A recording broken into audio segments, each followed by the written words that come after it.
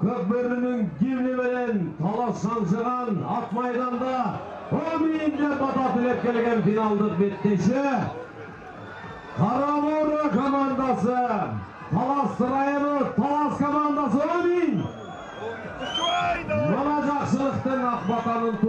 Assalamu alaikum урматтуу мекенештер, КТРК спорт каналы Көкбөрү боюнча Ош Талас ынтымагы мелдешинин финалдык оюнун көрүүгө чакырат. Талас шаары барыңыздарга жакшы билгендей Алкан Райхан Алканов атындагы ат таласы, оюн таласы. Жана бүгүн финалдык беттеш, урматтуу мекендештер, Талас жана Карабура командалары бири-бирине каршы ойнойт. Талас районунан чыгып жаткан Талас командасынын кийими кызыл, мынакей Кыргызстандын желегин дагы көрсөк болот. Ошондой эле көк кийим менен чыккан болсо, ал эми алардын ата-анашы таза көк кийим менен бул Карабура жааты ойноп жаткан учуру. Жалпы эки облустан 4-төн 8 команда катышып, мына финалга 2 Талас облусунун өкүлдөрү чыгып отурат. Эми кайсы бир деңгээлде бул андай деле таң калыштуу окуя эмес, себеби Талас облусунда көкбөрү өтө жогорку деңгээлде өнүккөн. Анын натыйжасында катышып жаткан 4 командасынын 3-өсү жарым финалга чыккан болсо, ошол облустан болгону бир гана команда жарым финалга чыккандыгын көргөнбүз. Келиңиздер, сөздү көп узартпастан курамдарды тааныштырып баштай берели. Биринчи болуп Талас командасынан баштай турган болсок, Марлис Койгелдиев Америка аттуу аргымагы менен ойнойт. Андан ары экинчи Эрсултан Айдаркан уулу Сүлүк кара, үчүнчү Эрлан Төлөбеков Көкбет, төртүнчү Майрамбек Рыспеков Актаноо, 5-нчи Азамат Жорутбеков полковник, 6-нчы Койчубек Коргонбаев Айкашка, 7-нчи Турат Эмилбек уулу Аманат, 8-нчы Ариет Төлөнов Ракета, 9-нчы Дастан Сагынбек уулу Айтумар, 10-нчы Назырбек Бекзат уулу Акпайпак жана 11-нчи Бекбото Дамир уулу Чагылган. Ошондой эле 12-нчи Астаркул Табышев Ак Жолтой аттуу аргымагы менен чыгып өнөр көрсөтүп жаткан учур. Азыр эми жеке чыгуу мынакей Эрлан Төлөбеков бул жолу азыр Карабура командасынын өкүлү, мына 3-чү номерде Карыпбек Кешиев дароо чабуулду баштоонун аракетинде. Жок, бул Эрлан Төлөбеков. Урматтуу мекендештер, жана Карабура командасы, жок, Талас командасы, ооба, туура. Талас командасы эсеп сандарын ачып алдыга чыгып жаткан мезгили. Мынакей Таластан Эрлан Төлөбеков ошентип өз ишин жогорку деңгээлде аткаруу менен өз жаатын алдыга сүдүрөп чыкты. Мен дагы бир жолу айтып өтөйүн, кызыл кийимчендер булар Карабура командасы, ал эми Талас командасы көк кийим менен өнөр көрсөтүүдө. Эки командада тең негизинен жылдыздуу оюнчулары жетиштүү санда. Эми сөздү биз буралы дагы азыр биринчи улакты салдырып жиберген Карабура командасынын курамы менен тааныштыралы. Анда команданын капитаны Самако Жумабаев, ал байтору менен ойнойт. Андан ары экинчи Нияз Маталбеков, анын аргымагы БТР, андан ары үчүнчү Карыпбек Кешиев Палван, андан ары 4-чү Атарсан менен Бакыт Төлөгөн уулу, ал Телтору менен ойноп жаткан болсо, 5-нчи Тилек Эсенбаев Острый, 6-нчы Данияр Искендеров Кобра, 7-нчи Орозбек Эркинбеков Актанал, андан ары жыла турган болсок 8-чи Руслан уулу Жакшылык, Көкпет, 9-чу Кубаныч Кеңешбеков Жорго, 10-чу Урмат Раушан уулу Микаш Тору дейт. Андан ары 11-чи Миллион аттуу аргымагы менен Мелисбек уулу Нуржан, жана 12-чи Кушчубай Илис уулу Спартак, же болбосо мурдагы Хусейин Көк. Азыр эми ортодо жеке чыгуу кайрадан Ерлан Төлөбеков полковник менен чыгып улакты биринчи болуп алууга үлгүрүүдө. Жана Ерлан Төлөбеков бүгүнкү беттештеги биринчи салымдын ээси, акырындык менен атаандаштарынын тайгазанын көздөй жылып бара жаткан учуру. Эгерде оюн ушундай нукта улана бере турган болсо, бүгүнкү беттеште кара бууралыктар ири айырмада жеңилип калышы мүмкүн. Ал ортодо өтө жакшы Талас командасынан кайрадан Ерлан Төлөбеков 1993-жылкы спортчу эсепти 2-0-гө өзгөртө салды. Ерлан Төлөбеков эми барыңыздар жакшы билгендей Кыргызстандын жогорку лигасындагы оюнчу, абдан бир мыкты оюнчулардын катарына кирет.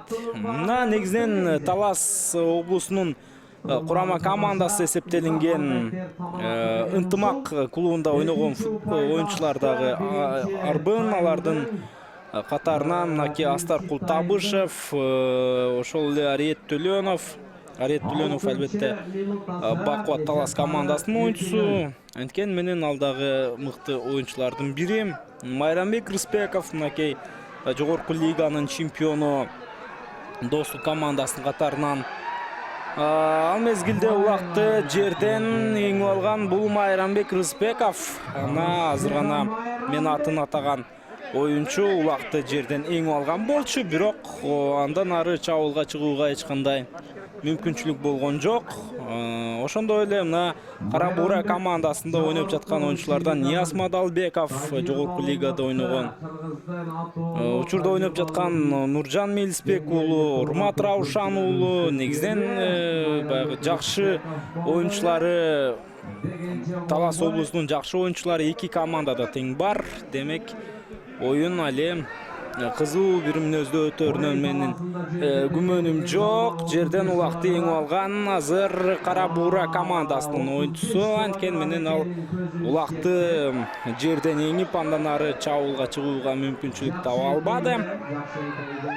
Алгачкы кардын коштоосундагы оюн Нуржан Мелисбек уулу биринчи жолу бул беттеште улакты жерден эңип алган болчу. Бирок Нуржан Мелисбек уулунун канчалык кооптуу оюнчу экендигин жакшы билет Талас командасынын оюнчулары. Ошондуктан мүмкүн болор замат дароо атаандашын сыртка чыгарып жиберүүгө үлгүрдү. Азыр эмнегедир Спартактын ортого чыкпай жатканы мени таң калтырууда. Балким ал жаракат алып калды беле, себеби мына полковник менен ортодо кайрадан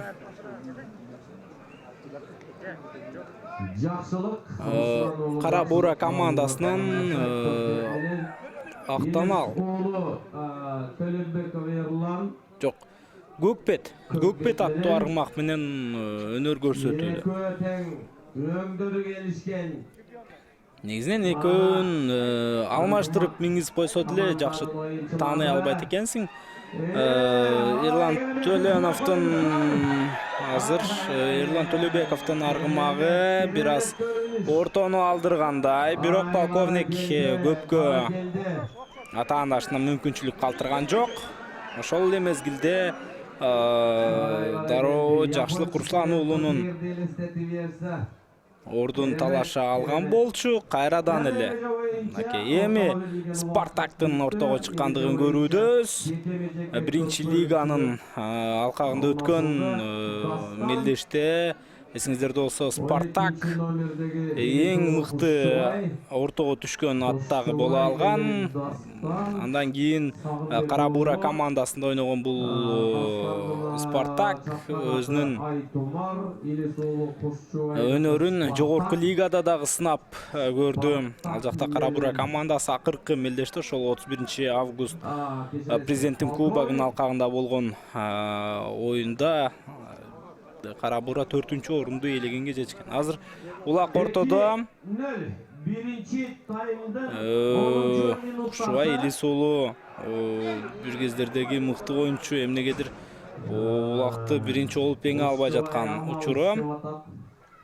Сиздер Спартакты Хусейн Көк деп дагы таанышыңыздар мүмкүн. Чындыгында Спартактын аты мурун Хусейн Көк болчу. Бирок азыр ээси алмаштыбы же кандайдыр бир жаңы этапка чыгып көрөлү дедиби, атын дагы өзгөрткөн экен. Азыр бул жолу Талас командасынан Дастан Сагынбек уулу Айтумар менен улакты таптакыр өзүнүн карамагына алып койду. Сол такымга улакты басты дагы. Эми Талас командасы кийинки чабуулга чыгып бара жаткан учуру байкай туралы. Дастан Сагынбек уулу 1994-жылкы оюнчу Эрлан Төлөбековго өткөрүп берди. Ортодо Спартак менен Кушубай Илисулу кулап түшкөндүгүн көрдүк. Эң башкысы эч кандай өзгөчө окуя болбосо деген гана ниет. Ортодо Эрлан Төлөбековдон хэт-трик. Хэт-трик, эгерде биз футбол тили менен айта турган болсок, хэт-трикти жасады дагы Эрлан Төлөбеков. Бул финалда азыр оюн тагдырын чечип жаткан маалы. Көкпет бүгүн өтө жакшы ишти аткарып жаткан чагы. Кара Бура качан ойгонот? Кара Бура качан ойгонот? Себеби эсеп 3-0 жетип калды. Талас командасы бул Райкан Алканов атындагы ат майданда өздөрүнүн өнөрүн ар качан мыкты деңгээлде көрсөтүп жүрөт. Айрыкча ушул мелдеште аны биз жакшы байкадык. Азыр улак ортодо. Бул Талас шаарында жайгашкан жаңы ат майдан, баарыңыздар жакшы билесиздер. 2019-жылдын сентябрь айында өткөн биринчи улуттук көчмөндөр оюндарын кабыл алган. Биринчи улуттук көчмөндөр оюндарынын айрыкча ушул Көкбөрү боюнча мелдешин кабыл алган. Жерден улакты азыр биринен сала экинчиси эң алууга аракетти көрүүдө. Анткени менен улакты алып кетүү дээрлик 13-минутта оңой иш эмес. Жакшы, бирок бул жолу Орозбек Эркинбеков жерге эңилип жакшы эле улакты ийилгени менен андан ары көтөрүп такымга басып кете алган жок. Кезектеги жекеме-жеке, азырынча жекеме-жеке Талас командасынын пайдасында калууда. Полковник менен жекеме-жекеден баштайлы. Көкпеттин ортосундагы кезектеги күрөш. Полковник менен Көкпет бүгүн бизге бул мелдеште өзүнчө бир ачылыш жасап жаткандай. Себеби Хусейн Көктү буга чейин көрдүк, жакшы болгон жок. Азыр байкай туралы. Ой, жакшы эле алып жаткан, жакшы эле түртүп жаткан. Манава эки тулпардан Ай Азамат Эрлан Төлөбеков бул жолу дагы улакты алууга дээрлик жакындап барган болчу. Кара Бура командасынын оюнчусу Жакшылык Руслан уулу минип чыккан Көкпет чындыгында жакшы аргымак экен. Мынакей жатып каршылашын түртүүдө, бирок күчү жагынан полковниктен алсызыраак көрүнөт. Ошондуктан азырынча алдырып коюп жаткандыгын да байкадык. Ал мезгилде кайрадан жекеме жеке чыгуу. Кийинки оюнчулар ортодо Урмат Раушан уулу. Спартакты минген экен. Айтылуу Ахиллести ортого салып жүргөн белгилүү оюнчу Урмат Раушан уулу эми Спартак менен кандай өзгөчөлүк жасайт? Себеби азыр ортодо өнөр көрсөтүп жаткан бул Айтумар, Дастан Сагынбек уулу минген Айтумар. Буга чейин дагы Спартакка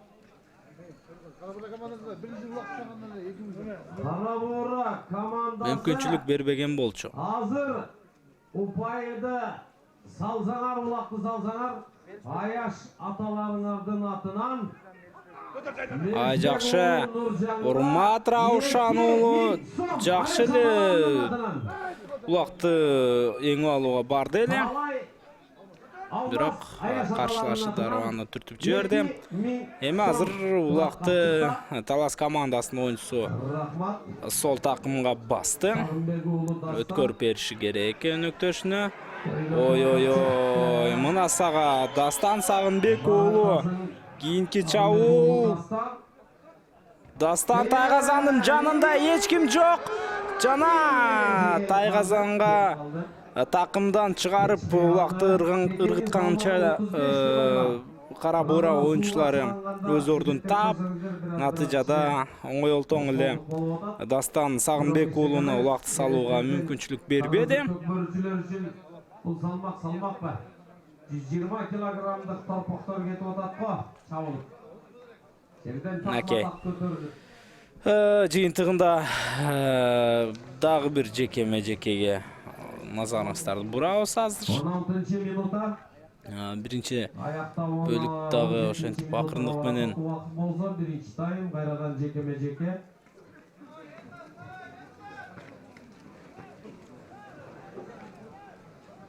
Биринчи бөлүк дагы ошентип бүтүп бара жаткан. Эгерде азыр Карабура командасы упайды ача турган болсо, Нуржан Кулаңы алтын сырга, Аяш аталарың, Талайбек, Алмаз Аяш аталарынан 2000 сом турат. Азыр Карабура оюнчуларына кандайдыр бир мотивация берүүгө, аларды колдоого атайын көрмандар келип, ар бир салымга деп байгелерди да коюп берип жаткандыгын көрүүдө, албетте жакшы нерсе. Бирок Талас командасы өтө күчтүү болууда. Менимче көрмандардын бул аракеттен сырткары деле Карабура командасына стимул, мотивация бул беттешти жеңип алууга болгон дымагы күч. Ал айтпаса да белгилүү байге фонду бар. Өзүнчө эми ата-атаса куту сүйнөт деп коет. Бул мелдеште байгени Талас өрөөнүндөгү мыкты агаларыбыздын бири, кыргыздын патриот жигиттеринин бири Талас Бегалиев коюп берди. Жалпы байге фонду 1 миллион сом.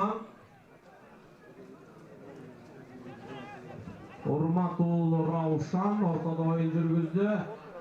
Эр Султан өткөзүп берди. Пасты мыкталды.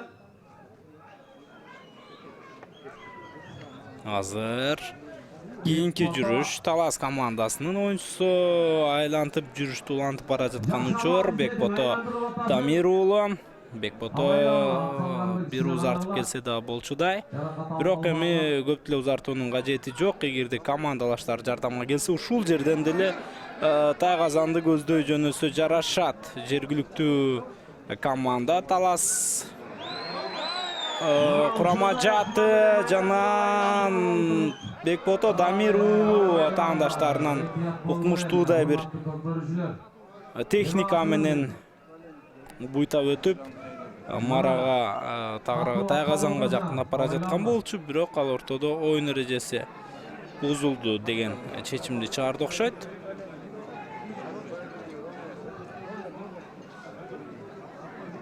Эмнеге чабуулап атасыңар эми? Биякта деле көрүнүп турбайбы кат салганына? Болду. Oyun talasında kalışkanda keçti ошондой эле. Силер чарылдаган күндө эле мына ушул жерге ушул жазаны алмаксыңар. Демек, Кара Бура командасынан бир oyuncu жаза мамыга кетет. Жана oyun азыр 4-3 эсебинде уланат. Мен таблодогу эсепти айткан жокмун, oyuncuların санын айтуудамын. Талас командасы 3-0 эсебинде алдыда келе жаткандыгына карабастан, дагы бир аларда мүмкүнчүлүк пайда болууда. Бул 2 мүнөткө oyuncuların үстөмдүгү. Таймдын аякташына 30 секунда калды. Биринчи таймдын бүтөрүнө саналуу гана секундалар калган учур. Жана Бекбото Дамир уулу бул жолу олуттуу жүрүштө өнүктүрүүдө. Жана Бекбото Дамир уулу өзүнүн өнөктөшү менен биргеликте Кара Бура командасынын коргоонусунун толук ыгын таап десем дагы жарашчудай 4-чү салымды жаратты. 4-0. Биринчи тайм ушун менен соңуна чыкчудай. Бекбото Дамир уулунда 1 салым, Эрлан Төлөбековда 3 салым бар биринчи бөлүктөн кийин. Азыр жаза мамыдагы oyuncu дагы кайрадан оюнга кайтып чыгат. Бул улакка түшүп калган соң биринчи тайм жыйынтыкталды. Талас ишенимдүү түрдө алдыда, бирок көкбөрү бул футбол эмес. Демек, экинчи, үчүнчү таймдарда эле Кара Бура командасы өз түрдө өз күчүн көрсөтүшү мүмкүн.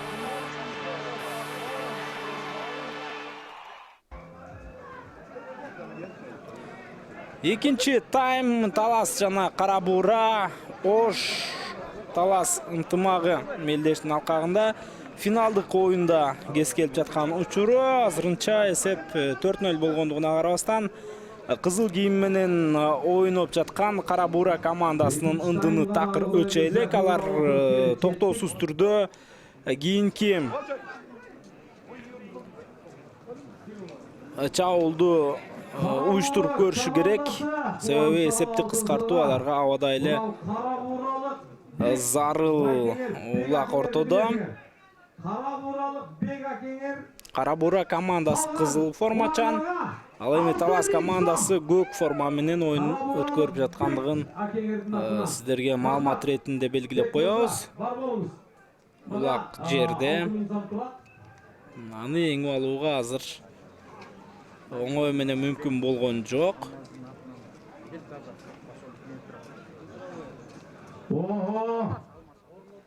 Дамир уулу Бекбото Алмаз мырзанын атынан сага таза бир кап фасоль.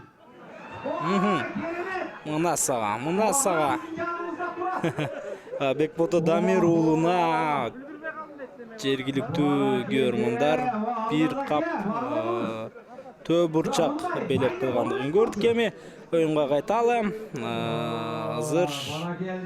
Азыр кайрадан Талас командасынын оюнчусу Эрлан Төлөбеков полковник менен ортодо мыкты өнөр көрсөтүп улакты алгандыгын байкадык. Эрлан Төлөбеков биринчи таймда ушул ортодо мыкты болуп, натыйжада 3 улакты салууга жетишти. Эми ага жооп кылышы керек болчу Кара Бура командасынын oyuncuları. Билбейм, буудан окшошподу же өздөрүнүн маанайы жакшы эмеспи, айтор. Мыкты делинген Кушубай Илис уулу, Урмат Раушан уулу, дагы ким, Нияз Мадалбеков жана башка oyuncular азырынча уюнгата элек. Жана ал мезгилде Кара Бура командасынын oyuncusu улакты тартып алгандыгын көрдүк. Жана өтө жакшы ылдамдык менен барган болчу бул Нияз Мадалбеков. Азыр чабуул токтой элек. Жана Тайгазанга Данияр. Кудай жалгап аста гол болуп каласызбы?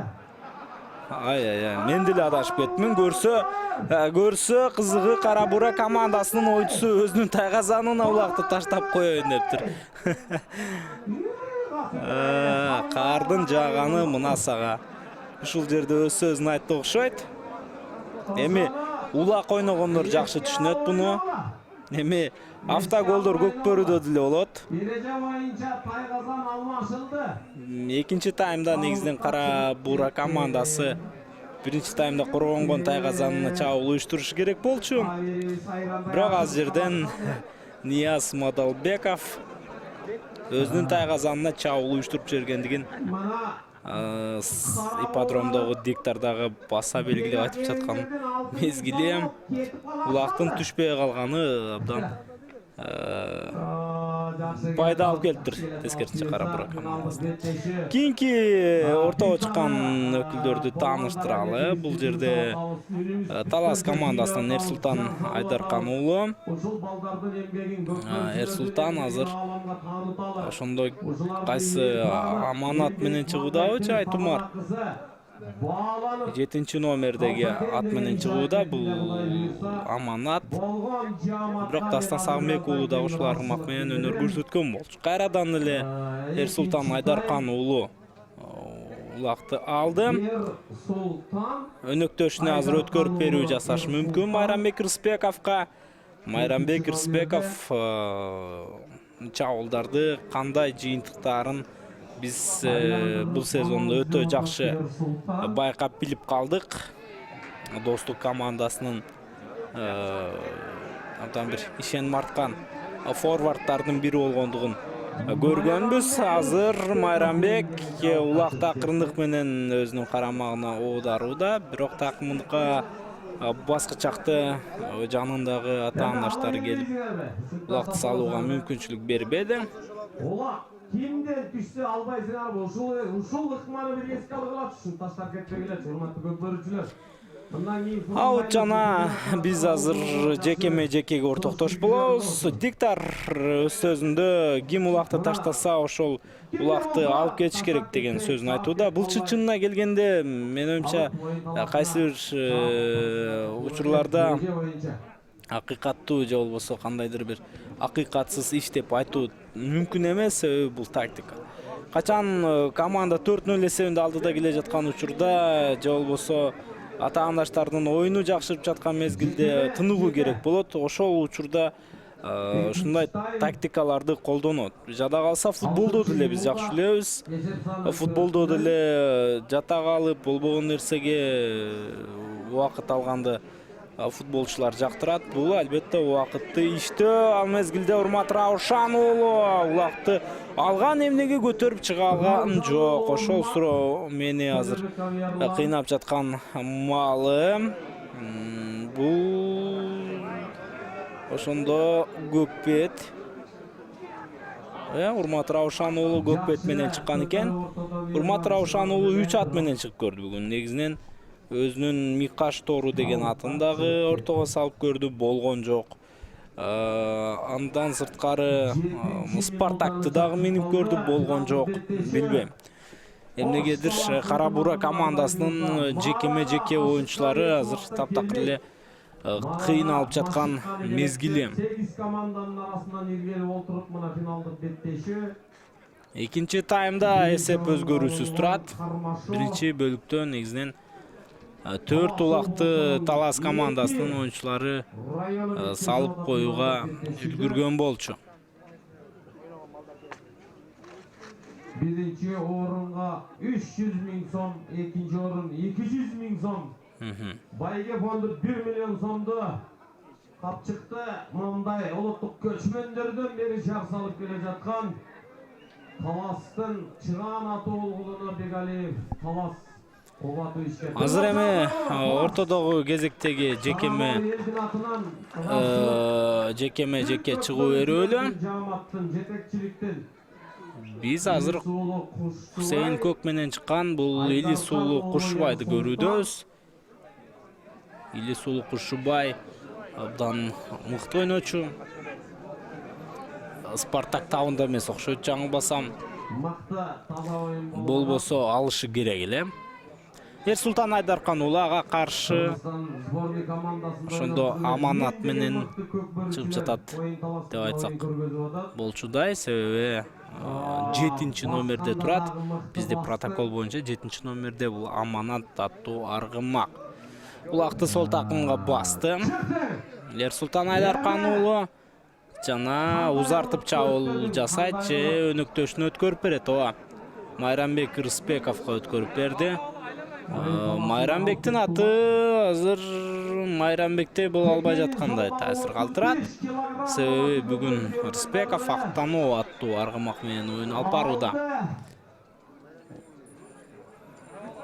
Бирок учурлар текке кеткендигин көрдүк. Улак азыр кайрадан аут. Экинчи таймдын дагы 9-чу мүнөтү артта калган экен.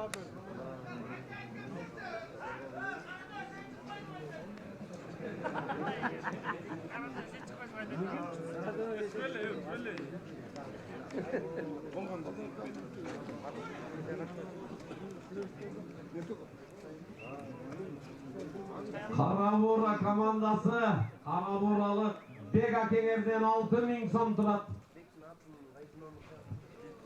Кезектеги жекеме-жеке чыгуу. Кезектеги ортодогу акыл чайнаш. Азыр ортодо кайрадан эле полковник менен бул Эрлан Төлөбеков. Алмаз мырзанын атынан таза бир кап фасоль турат. Жанага каршы өнөр көрсөткөн Урмат Раушан уулу болду. Урмат Раушан уулу бул жолу көкпет менен улакты алдырып жибергендигин байкадык.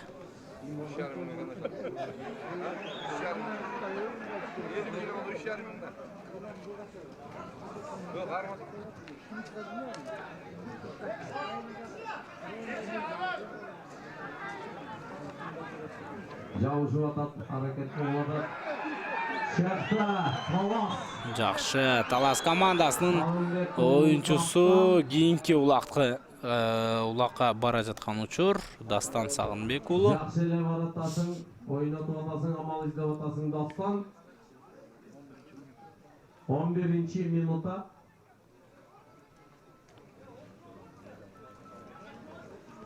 Дагы да болсо азыр Талас командасынын оюнчулары демилгени колдон чыгарбастан мүмкүн болушунча жакшы чабуулдарды уюштурууга аракетин көрүүдө. Аут. Оюн таласындагы Ал мезгилде кезектеги аут. Демек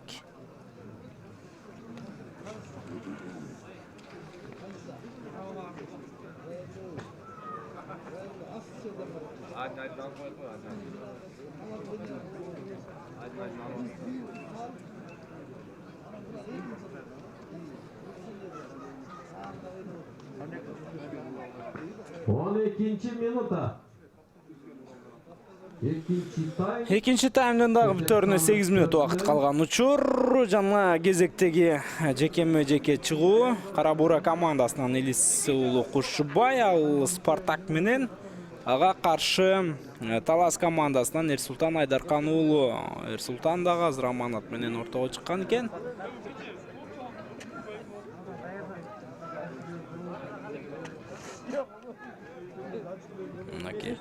Бүгүн жекеме-жеке чыгууда ак боз аттардын күрөшү орун алууда.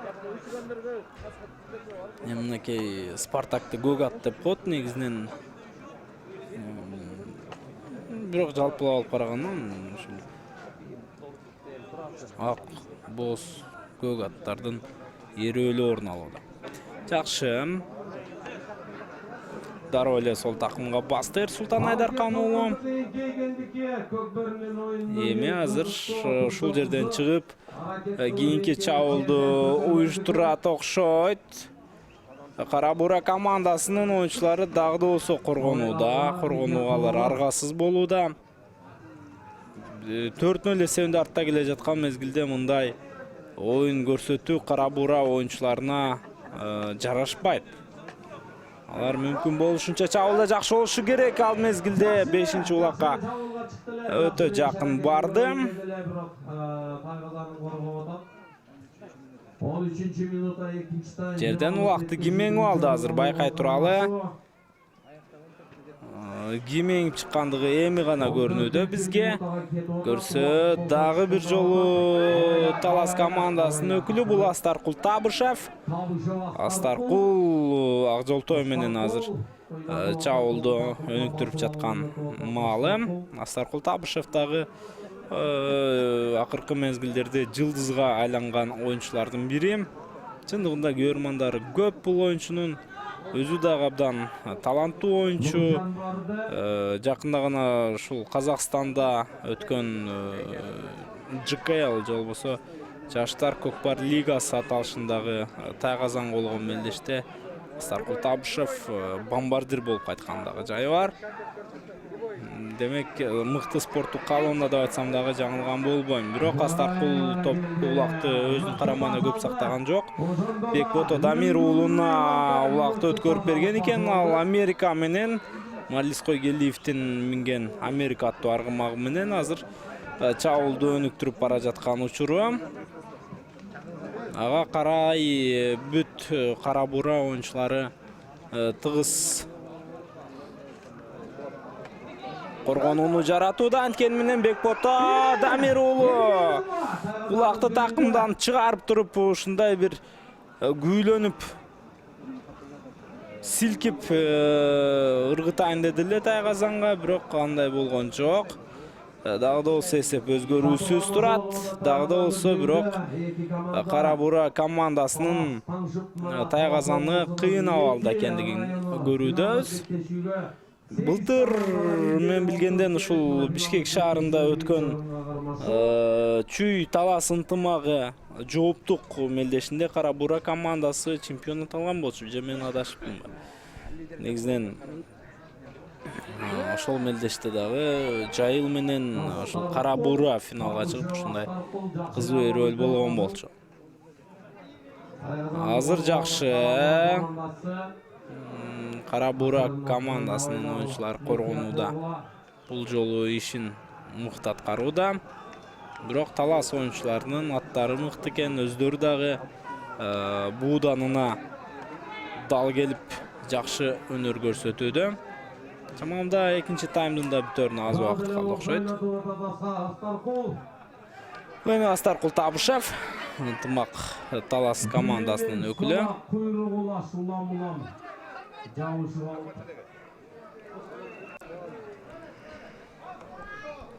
Аутка чыгып кетти. Дагы бир аут. Демек, азыр Экинчи таймдын 17 минутасына барат убакыт. 3 мүнөт убакыт калган экен ал мезгилде экинчи таймдын бүтөрүнө. Талас жана кара бура командаларынын ортосундагы кызуу таймаш, кызуу күрөш.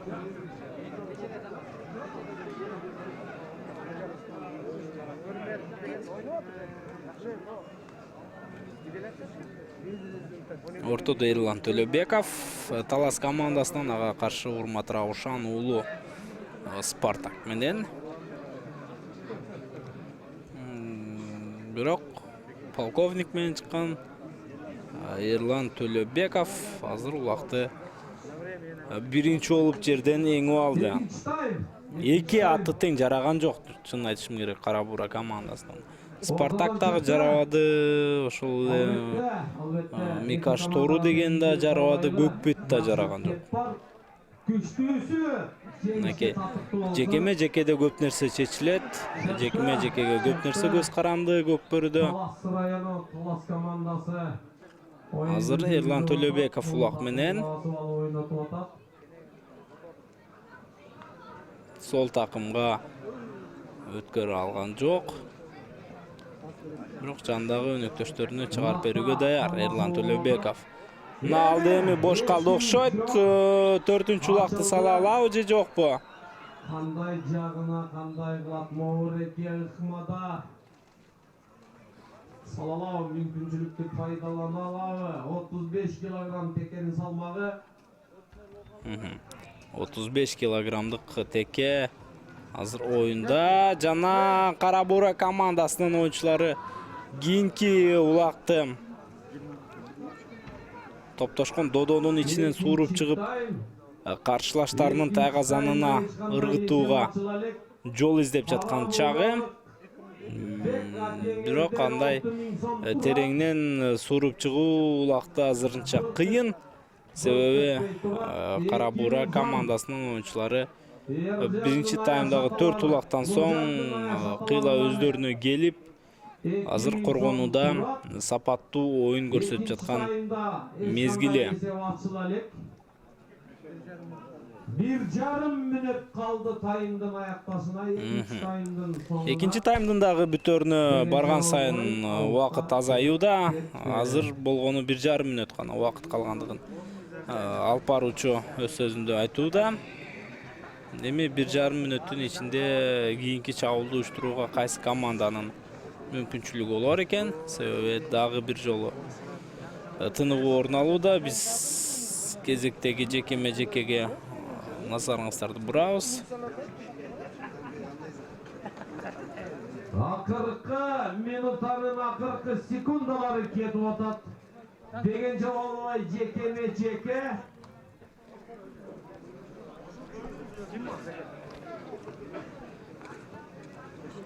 Азыр эми жекеме-жеке чыгуу берүүлү.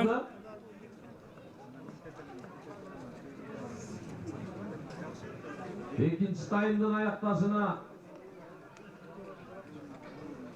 30 секунда калды. Экинчи таймда азырынча эсеп саны ачыла элек.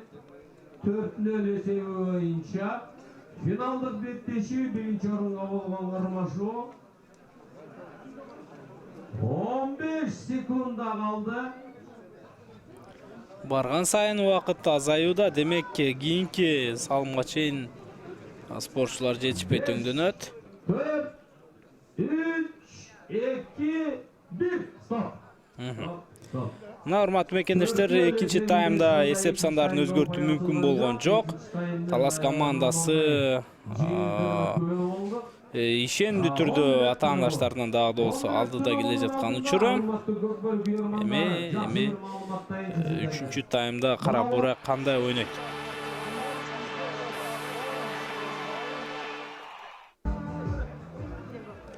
Ал ортодо жыйынтыктоочу үчүнчү тайм жана ортодо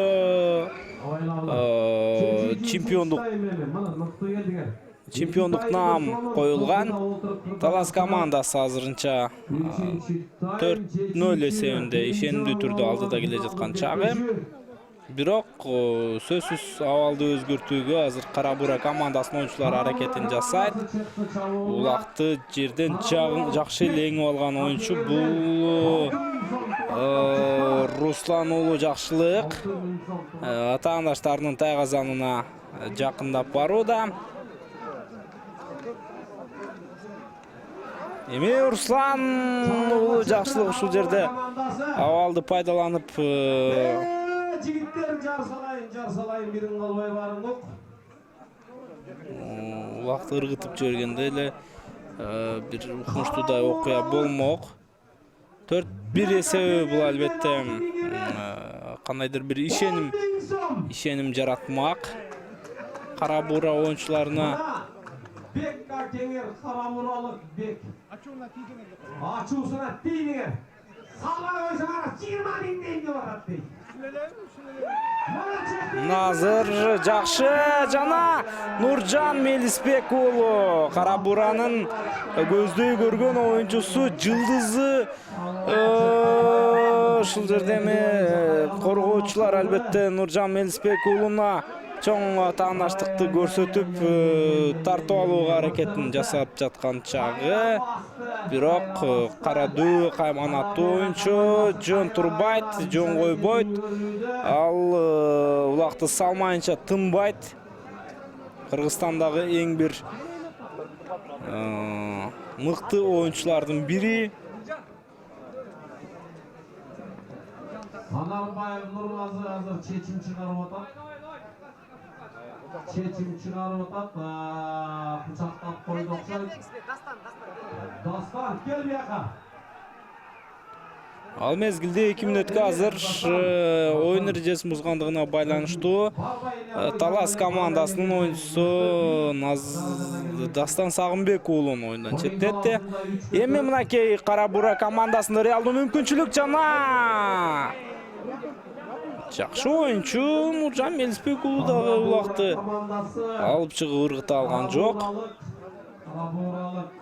Бек Акеңерден 10.000 сом турат капчыгыңарда.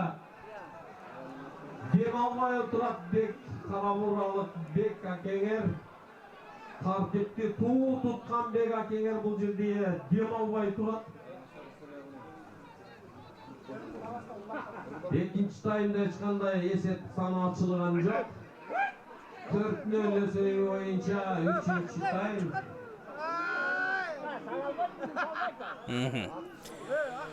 Кара Бура ушул мүмкүнчүлүктү дагы колдоно албады көрүнөт. Көздөй көргөн оюнчусу Нуржан Мелисбек уулу бул жолу Таластын коргонуусун жарып өтө албады.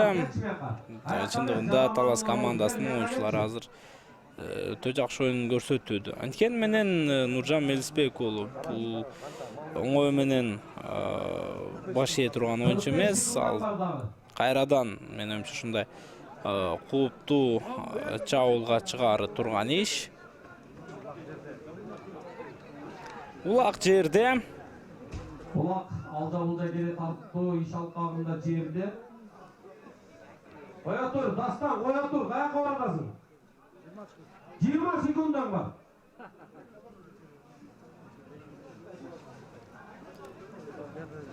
Кара Бура чамамда өздөрүнүн оюнчулардын үстөмдүгүндө болгон мүмкүнчүлүгүн колдоно албады көрүнөт. Мына Дастан Сагынбек уулу жаза маамында турган Таластын оюнчусу кайрадан оюнга кайтып чыкты. 4-0. Кара Буралык Бек Акеңер бул жерде козголбой каккан казыктай болуп турат. 10.000 сомду мына капчыкта турат. Ачуусу келип атабы, эмне болуп атат, бир Кудайдын өзү билет. Бирок капчыкта турат 10.000 сом. Бир кап фасоль турат. Аяш аталардын атынан 2.000 сом. Жакшы, мыкты демерчилерге чоң рахмат. Азыр улак кайрадан ортодо. Жекеме-жеке чыгуу Талас командасы үчүн өтө пайдалуу болууда. Себеби алар жекеме-жеке чыгуудан биринчи таймдын башынан бери бир да жолу алдырган жок. Алардын аргымагына полковник ишке жарап жаткан чагы Ерлан Төлөбеков кайрадан улакты көзөмөлдөп койду. 1 мүнөт убакыт жыйынтыкталды. Жекеме-жекеде кийинки оюнчулар ортого чыгат. Илис уулу Кушчубай жана Эрсултан Айдархан уулу Спартак жана Аманаттын ортосундагы кийинки күрөш.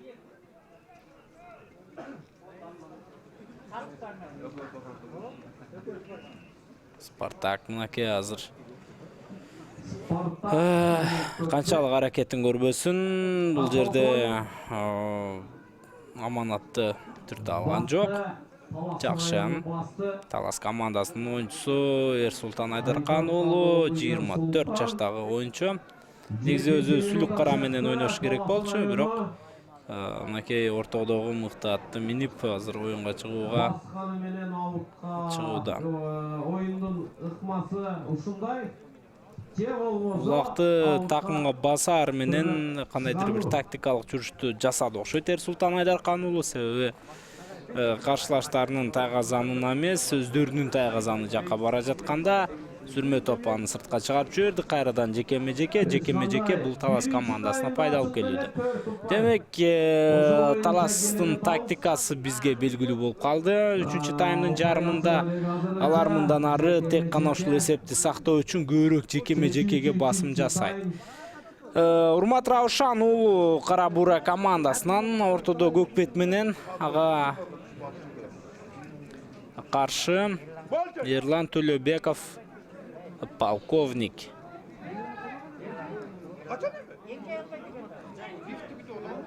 Урмат Раушан уулу эңди.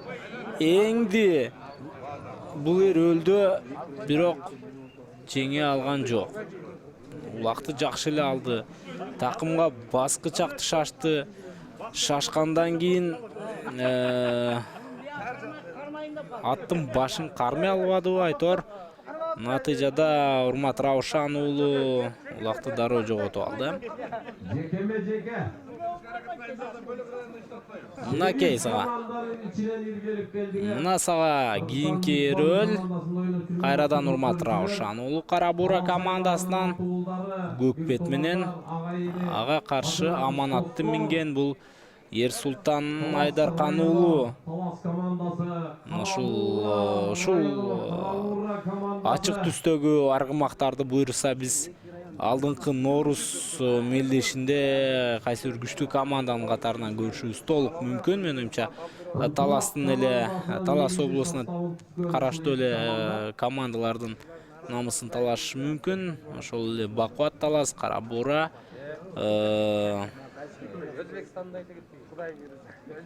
андан бөлөк барыңыздар жакшы келгенде ынтымак командасы Таластын намысын талашып келет.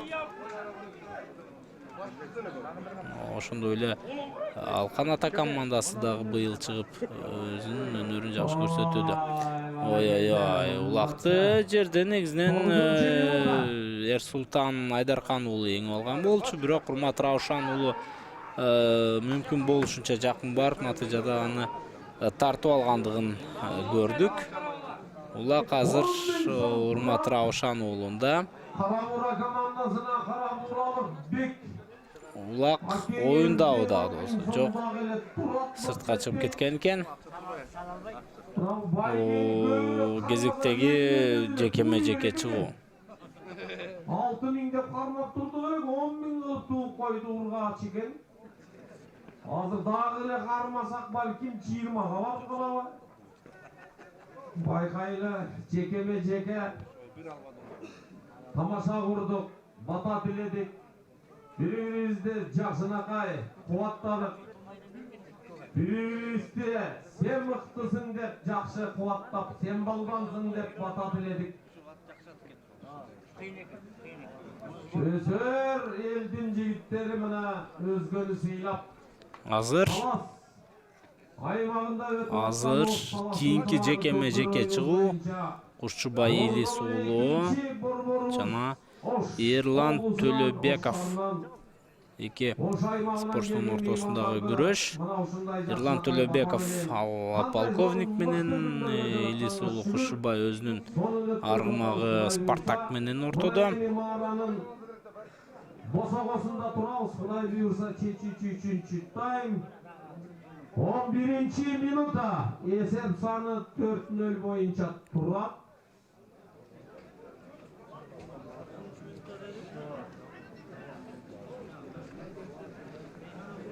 Алды Эрлан Төлөбеков жерден.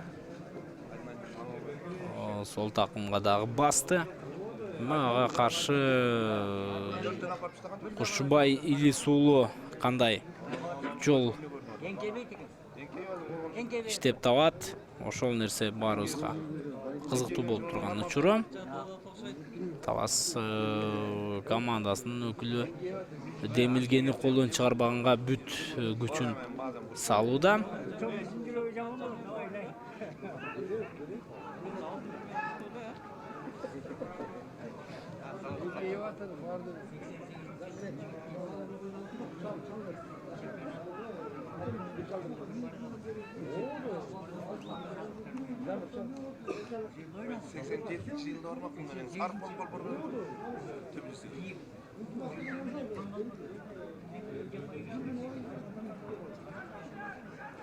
Ортодон чыкты, жакшы эле айтайын деп атам, эми өзүңөр көрүп атасыңар. Кандай оюн жүрүп атат? Кырындап бул таймдагы жарымынан өтүп калды. Кара Бура командасы өтө жакшы чабуулдарды уюштуруп жатат дегенден мен алысмын. Демек, абалды өзгөртүш үчүн азыр Кара Бура Жок эле дегенде бир улакты салыш керек болот. Азыр жакшы кара бурада жана такымдан чыгартуу ыргытканга чейин таластын оюнчулары жетип келип калууда. Кубаныч Кеңешбеков Жорго менен ойноп жатат бүгүнкү мелдеште, бүгүнкү беттеште. Көз айланып атат. Амал издеп атат. Алып эле барып салайын деп атат. 10 000 сомду алып калайын деп атат. Команда эмне кылалы? Оюн деген оюн экен. Тайгазанын мыкты коргоп атат. Талас командасы, Талас району. Кара бура командасынын оюнчулары да болсо атаандаштарынын Тайгазанына жакын келгени менен такымдан сууруп чыгып булакты ыргытууга мүмкүнчүлүк таба албай жаткан мезгили. Мына оюн деген оюн кырсыгы жок, татынакай үйгө жадырап жайнап, мондай болду, мондай болуп оюн курдук, бата тиледик деп барганына биз тилектешпиз. 14 минута 6 мүнөт убакыт калган чагы, эми 6 мүнөттүн ичинде жалпы 54 мүнөттүн алкагында сала албаган 4 улакты кара бура салып кетет дегенден азырынча үмүт кылып туралы дагы да болсо. Себеби оюндун интригасы, оюндун курчушу биз үчүн, жалпы көкбөрү күйөрмандар үчүн да кызыктуу болмок. Дагы бир жеке чыгууга оюнчулар даярданууда. Бул жолу Урмат Раушан уулу кара бура командасынан. Жок, бул 12 номердеги оюнчу экен, демек Кушубай Илис уулу. Ал эми ага каршы Аманатты минген бул Эрсултан Айдаркан уулу. Аманат дагы, ошол эле полковник дагы Спартакка бүгүн эч кандай мүмкүнчүлүк калтырган жок. Спартактын ушундай бир жылдызы жанган учурлары да болгон. Хусейн Көктүн же болбосо. Бирок бул мелдеште анын жылдызы тескерисинче төмөнгө түшүп жаткандай. 8-чи орунга 40 000 сом. 40тан жогору арбагерлер беттешине 1-чи орунга 40 000. Жакшы, Эрсултан Айдаркан уулу улакты кайрадан эңип алууга аракетин көрүүдө. Бирок бир чети ал бул жерде дароо эле улакты жерден эңип алууга аракет кылбастан убакытты сактоого, убакытты чоюуга дагы аракет кылууда. Азыр Эрлан Төлөбеков кайрадан полковник менен ортодо. Ага каршы Урмат Раушан уулу. Бир-эки жолу негизинен Урмат Раушан уулу жерден улакты жакшы эле эңип алгандай болгон. Буга чейинки жекелерде, бирок Урмат мырзага бир нерсе жетишкен жок. Такымга баса алган жок улакта алгандан кийин.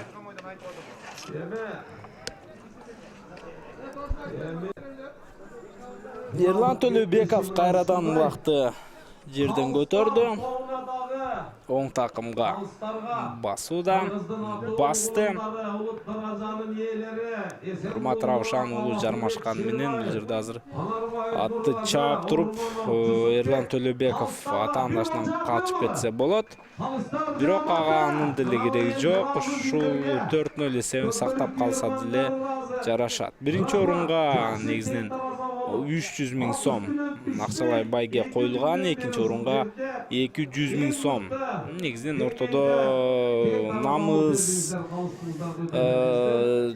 же болбосо мөөрөйдөн сырткары бул эки команданын ортосунда 100 000 сом бар деп айтсам дагы болот. Себеби жеңилген 200, жеңген 300 алганда ортодо 100 000 сом калат. Ошол 100 000 сом үчүн чоң күрөш орун алууда.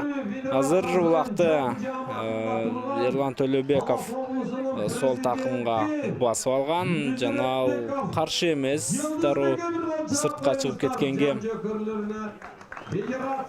Эми азыр кийинки жекеге назарыңыздарды бурабыз.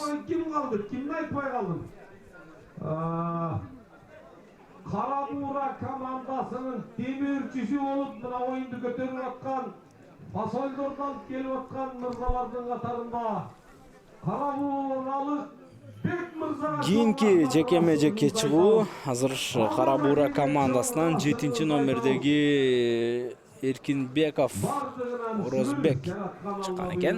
Мына ушул күнгө астылык сүгүрчүлүк келтиребиз. Ошондой эле ага каршы Эрсултан Айдаркан уулу аманат менен Эрсултан биринчи болуп булакты кайрадан эң алууга жетишти, сол такымга басты. Такымды ыйманын запту Айкөлдөгү бийик туткан көпөрчүлөрүбүзгө рахмат айтабыз. Жакшы. Чечүүчү тайымдын аякташына 2 мүнөт убакыт калды. 2 мүнөт убакыт калды.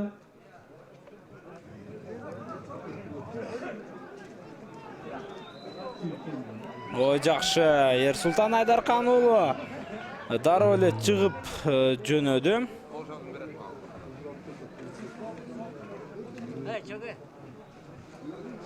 Utkustu, bir aygır utkustu bana. Bir aygırga mellешкенбизler. Utkustu. Жакшы, азыр Талас командасы өзүнүн чабуулун дагы да болсо токтотоор эмес. Эрсултан Айдаркан уулу команданын чабуулчусу Майрамбек Рысбековго өткөрүп берди. Эми Майрамбек азыр чабуулду узартып жасоонун аракетин көрөт. Өздөрүнүн тайгазанына келди. Анакей эки атаандаш аны көзөмөлгө алганы келгенден соң чабуулду курчутуп атаандаштарынын тайгазанын көздөй бара жаткан учур улакты өңөрүп да алды.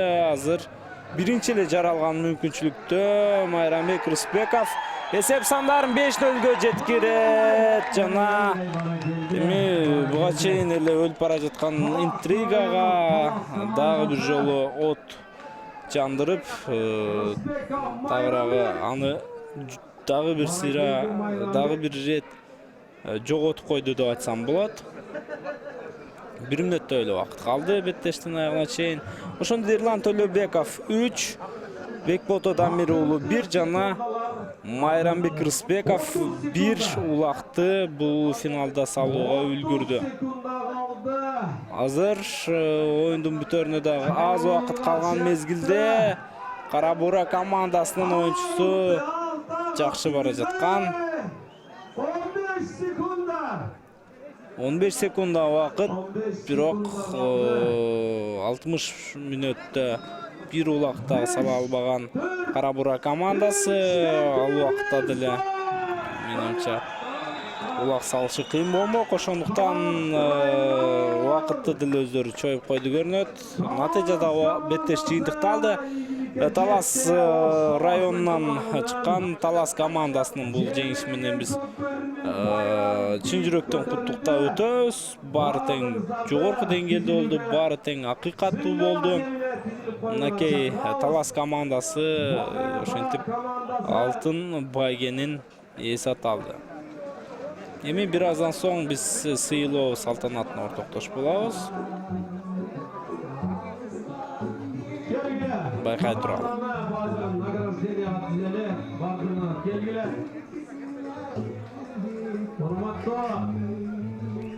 Күйөрмандар, болду кетип атасыңарбы? Азыр өтүп турасыңар. Эмне 40-ына чыдап, 41-ине чыдабай каласыңарбы? Мына сыйлоо жемге кетпей эле койбойсуңарбы? Үч кеттиңерби? Биз биякта жылуу үйдө отурабыз.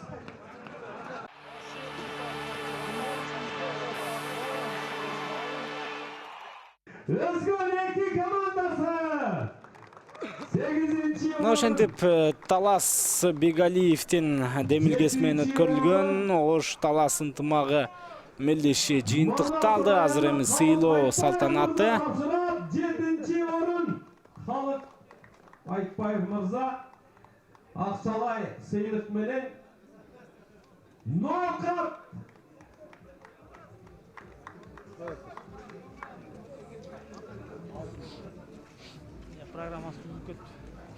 Азыр мынакей нокаут командасы дагы сыйланат. Ылдымак командасынын атынан 6-нчы орынга акчалай сыйлыкты тапшырып атат Ренат Солтонов. 6-нчы орунду алган командадагы Бекмуратов Бектен мырза тапшырат. Өзгөн атайын коюлган байгелерди алууда.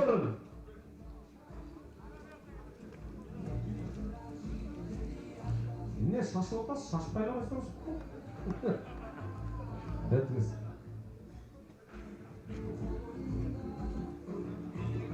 Бекмуратов Бектен мырза тапшырып атат. Колчак 5-нчы орун акчалай сыйлык, мен байга фондун айткам. 4-нчы орун Бакаята району Бакаята командасы Чыңгыз Талайбек уулу мырза тапшырат. Айгер кут болсун. Акчалай сыйлык менен Талас Жегалиевдин жолдош жолдоштору жемилештери Азыр Бакаята командасынын өкүлдөрү дагы атайын байгеге ээ болушууда.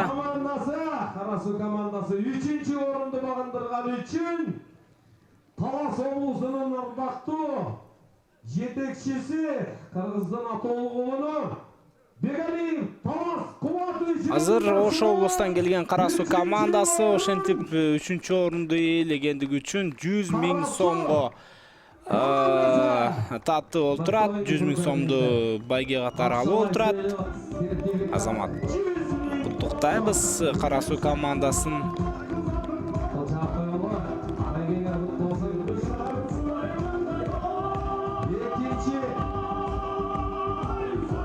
Экинчи орун Ош Таластын тымагында 2-нчы орунду багындырып алган Кара Буура командасына Кара-Бура командасына 200 000 сом берилет. Президенти Болот Дыйканбаев мырза тапшырат. Болот Дыйканбаев тапшырууда.